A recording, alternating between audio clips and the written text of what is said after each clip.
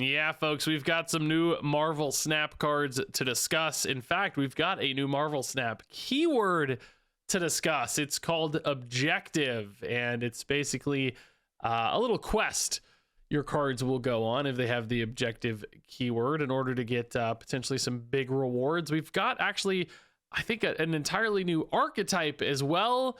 We're going to see teased in this video thanks to one crazy cool new card. Lots to talk about indeed. Just keep in mind, as always, these are data mined cards. These are not final. There are always some small changes here or there to, you know, a number of cards from these videos to release. So we could see stat changes, small text reworks. The keyword's probably pretty locked in, but who knows? Even it could change before things land. That said, let's go ahead and talk about this new keyword and the first new card in Sabah Nur, or as I like to call him, Naked Apocalypse. But he's a good starter example here for this new Objective keyword. You can see the text for Objective right above my head here. It reads Objective. An objective completes after the turn if in play with its condition met. So basically it's going to happen at end of turn, not immediately. And of course the card has to be in play. It cannot be in hand. So within Sabah Nur here, we can see he is a 4/5 at base with Objective, have a full front row at each location. So that's the condition that you have to meet. So you have to have 2, 2, and 2 at all three locations, you know, 2, 2, and 2. When that happens, your in Sabah Nur will transform into Apocalypse Celestial's Chosen, which we don't have the artwork or logo for just yet, but that's going to be a 4/7 as currently data mined. With an on reveal, swap the lowest power card in your front row at any location with a card from your deck. So basically, you know, kind of a lockjaw style effect where you're taking potentially something really small you put down early just to meet the condition, and then hopefully turning it into something really big. So getting a lockjaw basically on a 4/7 body, probably trying to stuff your deck with some bigger things. So that little small junk you put in there, maybe it's a rock, maybe a Thanos stone, little one drop with an on reveal, whatever, can transform into something bigger and better, you know, potentially making your in Sabah Nur kind of a 5 cost card if you spent 1 on the other thing, and, you know, maybe getting a 6 drop out of it and a big 4/7 as well, which I will say, this doesn't feel like that big or dramatic or awesome to me. Like, you know, I don't have any problem with lockjaw style effects. That's cool and everything, but it's not like crazy. And this condition's not actually that trivial to meet either. Like, only a certain number of decks will readily want to do this, right? Where you're filling out those front row spots. So I don't know, like, there's some inconsistency here in the payoff as well, where it's like, yeah, if you've got all this small stuff to fill out the you know, the first front rows, then that means you probably got small stuff that could hit in the deck as well. So you may swap a small thing into a small thing. You can't have a crazy high cost, high density deck of all high cost things, because then you're not maybe achieving the goal. Like, there are some ways to do that. You know, we're going to be talking about rocks a lot in this video. So you could have, you know, Rhino, who summons a rock for you. Debris could summon some rocks. Ways, you know, Squirrel Girl could fill out those spots. So you don't have to run too many cards. Like, you're not committing too hard, but still, like, those got to be in your deck. So I don't know. I don't really feel like this transformation feels dramatic enough to me, or like big enough. I almost want him to like be a 4/10 or something, so he feels like really crazy big and powerful. Right now, I don't know. The ask here is notable, and the reward is it's fine. I'm not going to tell you it's bad. I don't think it's bad. I just think it's kind of underwhelming for, you know, what should maybe be the star of this. Apocalypse Celestial's Chosen sounds sick. That sounds so cool and epic and awesome, and like a 4/7's just not selling that fantasy to me. I don't know. Like, we're gonna see a bunch of other cards here with objectives that are actually cooler despite not being the star of the show, given that it's Apocalypse. All right, so next up, we're gonna take a look here at Ozymandias. I've got other objective cards, of course, but this one's kind of important contextually, I think, because we already talked about how rocks might be relevant within Sabah Nur. Our next objective card is also gonna care about rocks. So let's talk about Ozymandias. Also, I just think it's crazy sick card. It is a 5/10 ongoing. Your rocks have +3 power. We actually have a rock deck that's legit and real and coming to Marvel Snap, and I am beyond pumped because I've already got a deck list built called Dwayne Johnson, the Rock, it's been in my Marvel Snap. I've wanted to make a video on it forever. It's running like, Mole Man and Rhino and Debris. Like, we keep getting all these cool little rock things. We've already got Patriot that can buff rocks. And now you've got Ozymandias can come along and buff rocks as well. Like, this is a legit sick archetype. And I think it honestly could be pretty good as well. Because like Patriot and Ozymandias are sort of two separate sides of the same win conditions. You're not all in on just hitting Ozymandias. Ozymandias is a 5'10", which is insanely big and cool. Like Rhino and Debris are already overstatted. Now having rocks and stuff like that in your front row is good if you want to run in Sabah Nur potentially, right? Like, help you find an Ozymandias by turning a rock and getting an extra draw out of your deck, right? Like suddenly that becomes pretty cool too. So all in all, I actually think this card is just like really good. I think there's enough there, and we're going to see another card here in a second that even might support this too. I think there's enough here to actually turn this into a real deck. Like, I think Rock deck is going to be good and legit, and I think Ozymandias is going to, of course, feel like the star of the show in that deck. So I am actually in on Ozymandias being a really, really strong card. Oh, I guess we'll talk about this actually real quickly too. Sandstorm, another Rock deck supporter. This is a 2-cost skill with on reveal, add 2 rocks to your hand. Give them +1 power for each of your front row characters. Again, here syncing up a little bit within Sabah Nur, where you want to make sure you have some front row characters. If you have 6 of those and you're going to get 2 rocks added to your hand, that are then 1/6s, basically kind of like demons, but the rocks, which means they really maybe become 1/9s with Ozymandias or 1/11s with Patriot. Like, dude, there's a lot of this coming together. Now, that does mean, you're kind of spending 4 energy in total, because you got to spend the 2 up front and then the 2 for the rocks additionally, right? So, if they're each 6s, it's sort of like a 4/12 if you really squint, right? But again, if they're even bigger, if they get up to 11 or something, you're talking about like 4 energy for 22 power in your committed rock deck, and maybe you're already doing front row stuff anyway. So all in all, I actually think Sandstorm also looks good in the rock deck, and just make sure you hit that kind of critical mass, to make sure that you actually do have all the rocks that you need. So again, actually super high on this card. Now, all that said, I wanted to get back into the objective stuff, because Selene is another card here that could actually care a lot about rocks. She's a 4/3. She is Selene, Horseman of Famine, and we're going to see a few other Horseman cards from characters we already have in Marvel Snap. Her objective reads, have 3 cards with no abilities in play, which of course rocks have no abilities. Patriot Rocks deck is like perfect here for Selene. And then she has this really nice reward for her objective. Steal 5 power from an enemy card here. So that steal means she's gaining +5, so she jumps to 4/8. She's applying -5 to them, so that is a net power difference of 4/13 on your Selene Horseman of Famine, which, 13 power is really nice for a 4-drop, really big stat line there. And that -5, as we know, as always, can hit the Captain Carter, can hit the Scarlet Spider, whatever, and kind of multiply its negative impact there. Also, of course, technically some affliction synergies, but I don't really expect that to be the way you go. But it's kind of nice if you're stuffing your play field with a bunch of rocks too. It's nice when you can add power by debuffing the opponent as opposed to having to add more stuff. And her being like a really tall singular threat to do that's pretty nice, because you don't need a lot of other cards around her necessarily to win that location. Just a couple buffed rocks might actually do the job. A Rhino, a Debris, whatever. Suddenly that location's kind of good to go, because Selene Horseman of Famine is such a powerhouse. Now, of course, this doesn't work with just rocks. You actually could just do like Patriot plus Ultron, right? Ultron summons a bunch of drones. That will happen at the end of turn on turn 6, like, where she just finishes it off late thanks to Ultron getting some drones in play. That will be 3 cards with no abilities in play, and Selene will pop off. So, like, could just be regular Ultron Patriot supporter if you need a big 4-drop in the mix. Slam in a Selene. I mean, you could even go for the off-going package as well. We've got Red Skull and Zero and Sauron and all that side of it. I don't know if Selene fits quite as well, because I feel like some consistency there could hurt you, because, like, number one, like, you don't play that many cards with their ongoing turned off. Even if you hit the early Sauron, sometimes you play like a 4 and a 5 and like maybe a random Ebony Maul or Starbrand or whatever. But occasionally you might not get to 3, especially if one of your big turns is Selene. So I don't think she necessarily fits quite as well in that world. I think you probably have to go more for like squirrels or rocks or some way to get more consistent token output where you have those no ability cards in play. But nonetheless, I mean, a really big powerhouse makes a ton of sense to me in that rock deck specifically, and I think that's actually going to be really good based on what we can see. So I think, again, that actually means Selene looks pretty darn good.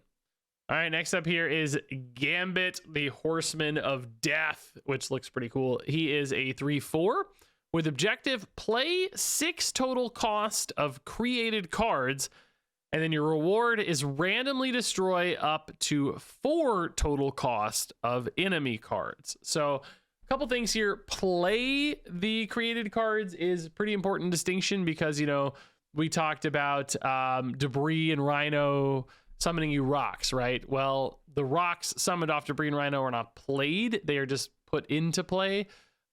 So those probably wouldn't count for triggering something like Gambit, whereas Sandstorm, that's adding those rocks to hand, of course, adding demons to hand, whatever it is, right? Those would satisfy. A Valentina adding a 4 cost 6-drop to hand. I think that would actually count as 6 cost in and of itself, because I think this would look at the base value. It's a capital C. So I think like a single Valentina into Gambit into the Valentina card would do it. You know, clearly there's other ways to add some created cards to hand, whether that's demons or otherwise, right? Like getting to 6 though, outside of some of the bigger stuff like the Valentina, a Nick Fury, or whatever it is, right? I wouldn't say is like totally easy or arbitrary. You know, I think a Frigga Victoria hand deck could do it via Frigga and like demons and so on. Could probably get there in total, but it would still sometimes cut it close. I bet there's a lot of scenarios where you don't actually get to 6 total cost. So in other words, I don't know that this will be a free addition to existing decks. I think you might have to kind of lean into this one a little bit with that dedicated kind of Valentina thing. Nick Fury, maybe there's like a chamber route here where you're kind of generating a bunch of big stuff anyway, and Gambit's going to see you play those. Then you've got this reward here, a randomly destroy up to 4 total cost of enemy cards. Now, a little bit of a question on how this works. It does say cards, plural. So, you know, I think this will basically look for targets. Like, so let's give an example here. Maybe your opponent has a 1 cost card on board, a 2 cost, a 3 cost, and a 4 cost. I think a few things could happen, right? And I don't know which one's right. Number one, it might just target the 4 cost first. It could delete the 4 cost card. I'm sure that's the end of the chain. It got up to 4. It satisfied its condition. Job done. Now, the next question is how smart this is. For instance, if it destroys the 3 cost card first, does it then only look for a 1 cost card and determine its resolution checking the value first? Or does it go off first, you know, and like hit, you know, so it hits the 3 and then it says, I'm going to just pick a random target. It might then choose the 4 in that instance, right? And destroy the 4 and then check, okay, we got past 4, we're done. You know, in other words, where does the check happen, before or ahead of time? And for instance, if they only had a 3 and a 2 on board, would it hit the 3 and then ignore the 2 because that would send it beyond 4 cost? We do have one example, I guess, of something pretty similar as I think about it, which is Blob in Marvel Snap, right? Blob does specify 13 or more power. Like Blob can pick a, you know, random card and go beyond the 13 power, whereas this specifically says up to. So I don't know how smart or how logical this is going to be. You know, does it, you know, if there are 4 1 cost cards, I guess it could probably just pick 4 1 cost cards. I will say ultimately, like, I don't actually think it's that great of a reward. I mean, you know, sometimes that will like delete a 4/10, and yes, you'll get like, you know, a 3/14 Gambit in essence, which, you know, that's like pretty great power for a 3-drop, obviously. Other times it might hit a key thing, it hits your opponent's Cerebro or Patriot or whatever, and you're really happy. But I think there will be a lot of instances this just like kills a couple 2-drops and you maybe netted, you know, 4 to 6 power, and like you're not mad that your Gambit is effectively, you know, a 3/8 or 3/10 in total net power output, but at the same time you had to play 6 total cost of created cards, which, you know, isn't that trivial. Again, you know, we can talk about Thanos, we can talk about Victoria Hand, we can talk about you know, Valentina. There's a few paths I don't think are like hard necessarily to achieve this, but at the same time, they're not maybe that easy either. Like, you know, it takes a little planning or thought, or it has to be a specific kind of deck, which I think is potentially a little challenging. I could actually, in my mind, I would make these numbers like 5 and 5. You know, pull the requirement down, increase the reward a little bit to level it out. It feels like maybe that would make this feel better. But you know, I will acknowledge a couple things. Number one, we don't know exactly how it works. Well, number one, it's not final. But number two, we don't know exactly how it works. Number three, feels like one of those cards you kind of have to see in action a little bit to really know just how good it would be. This could totally surprise you, or could feel even worse than I think. Hard to visualize this one in essence. All right, so next up here we have Caliban, Horseman of Pestilence, which pretty crazy. We don't even have a base Caliban in the game just yet, but we're getting this kind of like Caliban variant, which I want to see a base Caliban, because Caliban, believe it or not, is a character I actually know and love, because I had this freaking toy as a kid, and it was one of my absolute favorite action figures toys as a kid. Was in love with this thing. I don't even know if I really knew the character, just really remember liking the toy a lot. I want to see this guy. This doesn't even look like that guy to me. I barely recognize this guy. Anyway, Caliban, Horseman of Pestilence, another objective card here. This one have 3 cards that are 4 cost or higher in play, and then afflict the highest cost enemy card with -7 power, or, you know, in total, kind of pushing this up to 11 points of swing. That affliction can often, as we say so many times, be a little bit better. So 11 plus power here in essence. The objective here, I don't think is particularly hard, but you know, there are, again, only certain kinds of decks that would want to do this, where you kind of play on curve almost. You know, you play your 4, you play your 5, your 6, or of course play a 4, play a 5, play a 4 again, right?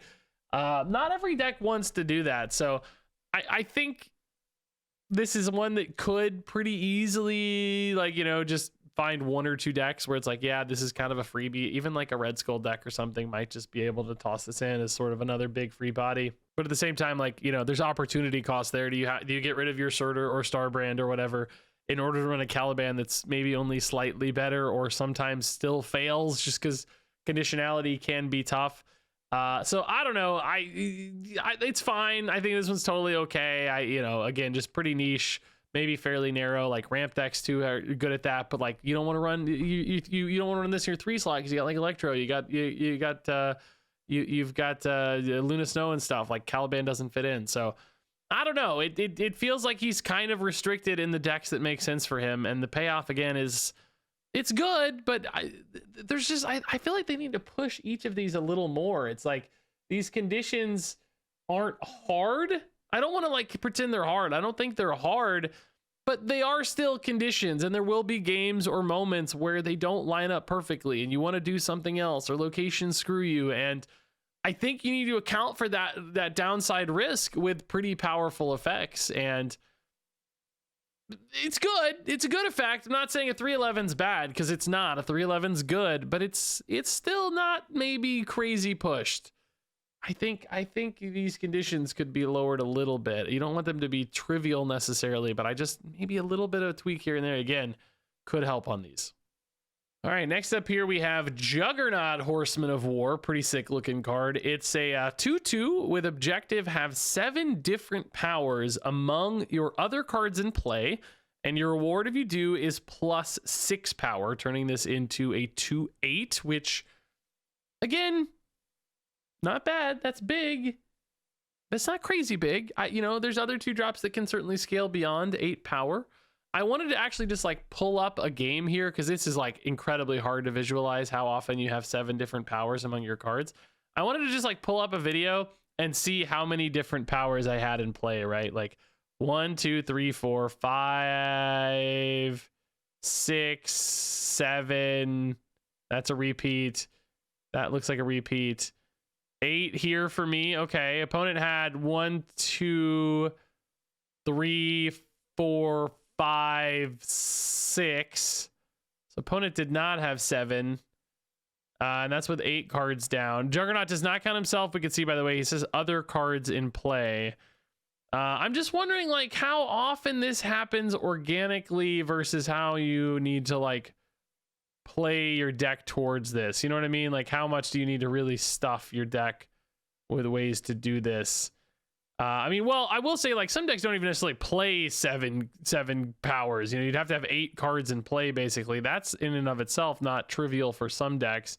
Okay, here's another board from the video, right? Like those are repeats. So 1, 2, 3, 4, 5, 6. That's a repeat. So only 6. Opponent doesn't even have enough cards in play, right? So I don't know. I'm not, again, I don't think this is hard necessarily. Throw in a Shauna or something, right? You've probably got 2 or 3 right there, right? You can do like Squirrel Girls 2 in and of herself. You know, I can envision some worlds where that happens. But again, it's not trivial, man. Like 7 is a lot. Could this be 6 and 6? You know, could they tweak these values a little bit to make this slightly easier to achieve, or maybe even slightly bigger, since you do kind of have to work your deck around this again a little bit. When I think about other cards that demand support, you know, the big crazy scaling 2-drops, the Thenas, the Morbius, whatever, right? I don't think they're necessarily harder to support, but they do often have higher upside scaling, right? So I don't know. I think this one again seems just a little too hard in my mind. Just thinking about the average deck. It's not crazy again, but just these are like riding the edge of maybe too weak in my mind. All right, so moving on here, let's talk about Isca the Unbeaten, who I don't know, but looks super sick. She is a 3/2 with end of turn. If you're losing this location, double this card's power, which pretty cool little idea here, right? Where makes it a bit awkward for the opponent, perhaps, where, you know, you play this on 3, you probably play it somewhere you're knowingly going to be losing already. She jumps up to a 3/4, which makes her bad. Still, you kind of have to get this to 3/8 before it becomes interesting. But then you start creating a little bit of like this little friction or dilemma for the opponent, where it's like, okay, I want to win that location, but now I know that I need to net, you know, Isca's power plus in order to do that safely, right? Like, so in other words, like if I only win this by 2, Isca's going to gain 4. So I have to win this by 4, but then like, what if they add some additional power, or what if they buff Isca and then the math gets all wonky? Because then it's like, well, they give Isca a +2 buff, and then she's still not, you know, if you're losing, like the power gets even higher. And it's like, I don't know. I don't even really know how all that pans out in my brain either, but it creates some interesting moments. There's also like end of turn synergies here. Like if Fantasticar hits this at the end, and then you got like Invisible Woman first steps hitting this, how does that all shake out, right? Like with multiple end of turns, she could actually gain a ton of points if you're way behind. So you could kind of almost like play this on turn 6 into that scenario and like suddenly double her up to like 16 to 32 instantly, and flip a location with basically a single card that you were way behind. And you could just like, you know, focus somewhere else, sack one spot. Isca could basically solo it as a dump. So there's like a little bit of intrigue and friction when played early. And then when played late as a surprise factor, especially if buffed, like if you've given this hand buffs, Fantasticar, or whatever, you know, the stats start scaling even harder with, you know, even just a single end of turn with hand buffs could get interesting, but with Invisible and First Steps in particular, in an end of turn deck, it's really intriguing. There's like Silver Surfer stuff to consider here. I don't know. This one's, I think it does demand like buffs to get interesting, but I don't think that's hard to do, right? Like 3-drops in particular have a lot of angles for buffs that are pretty cool. So I think this could be kind of a soloer where you catch like a Maverick buff on this, Surfer buff, Fantasticar buff, or whatever, and she becomes a pretty high impact potential card really quickly out of nowhere to surprise the opponent with a particularly big swing.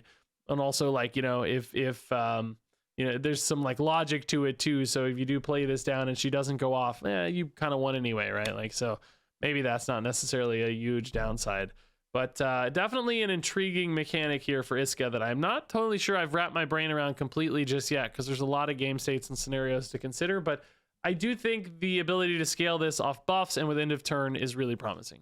All right, so next up here we have Rama-Tut. This is a 4/5 with on reveal, use 3 on reveals from years past. Another version of this text I saw too is on reveal, use 3 on reveals from cards released before Rama-Tut's time. Either way, what I think that means is just literally any card that was released before Rama-Tut was released. I don't think this implies, you know, like a rotation or anything like that in Marvel Snap. I think it's just, you know, before and after. So that's actually insane. I don't even, it seems like too insane almost. Like, you know, there are obviously some risky on reveals, things that could backfire, destroyer, etc., whatever. But I mean, on average, most on reveals are just doing really good positive things, right? Like on reveals are just, you're playing cards because you like their on reveal effects, right? And you're often just going to net some big upsides. And like, yes, there's some more awkward ones, conditional ones, situational ones and stuff that don't always work out well. But I feel like, especially with like 6 drops and stuff in the mix, like you're just going to be hitting some pretty big stuff sometimes. And a 4 or 5 baseline is not a terrible stat line. Like you're probably going to net some stats usually. I just, it's almost hard to envision exactly how this is going to go. Again, this is a card you probably need to see in action to really get a feel for. But I feel like you're going to be happy with the results. Yes, it will be chaotic. Some decks won't want that because they have a game plan. They have 4 drops they can rely on or whatever. Other decks might be able to embrace that chaos a little bit more and just trust that something big and cool is going to happen when you play Rama-Tut, especially with like, who knows, on reveals with Wong doubling and stuff. You could really embrace some chaos. So yeah, maybe a little bit of a meme card. Maybe it lives in that space to some extent, but I wouldn't be totally shocked that the raw just output of this card is high enough that it squeezes its way into some tempo decks. It's just like, hey, I'm going to slam this big 4 and something crazy is going to happen. And maybe it's going to help me steal the game because I just rolled in some really big hits. All right, so those are the cards. Now let's go ahead and rank these from the cards I think are going to be the best to the worst. My number 1 card is Ozymandias. Number 2 is Sandstorm. Number 3 is Selene. Number 4 is Isca the Unbeaten. Number 5 is Caliban, Horseman of Pestilence. Number 6 is Rama-Tut. Number 7 is Gambit, Horseman of Death. Number 8 is Sabah Nur. Number 9 is Juggernaut, Horseman of War. Yeah, folks, there you go. Those are the new cards. I'm a little soft on these objective cards. I feel like I could maybe see them pushed just a little bit, you know, something about the requirements for the objectives. The conditions are just hard enough. I don't want to say they're hard. They're not like objectively difficult. I think it will be fine to build decks to make each of these hit pretty reliably. I think my question is just, will it be worth it to build the deck in that way? Like, are the payoffs good enough in order to, you know, have notable risk or downside? Because I know locations can screw you. I know, you know, opponents can screw with you. Like, if any of these don't hit, they are just terminally awful, right? Like, they are all 100% reliant on their objective. They are just god-awful cards if they don't hit their objectives. And the objectives aren't so rewarding or crazy, you know, that like it's a huge payoff. So I'm just worried that's a little bit out of balance. Maybe we'll see some numbers tweaked. Maybe my vision of it's just wrong. Perhaps it plays a lot smoother than I think. You know, certainly the people designing these have more experience there. But just that's my instinct right now. Curious if you guys feel the same way or not. Either way, Ozymandias looks incredibly cool. I am beyond pumped to play an all rock deck. I think that's going to be really interesting and a super fun new archetype. So some cool stuff nonetheless. And definitely a fun new keyword and mechanic. I'm sure this will not be the last we'll see of these either. So lots of design space to explore here. So share your thoughts on all these down below. Thanks so much as always for watching. And I guess I will see you around.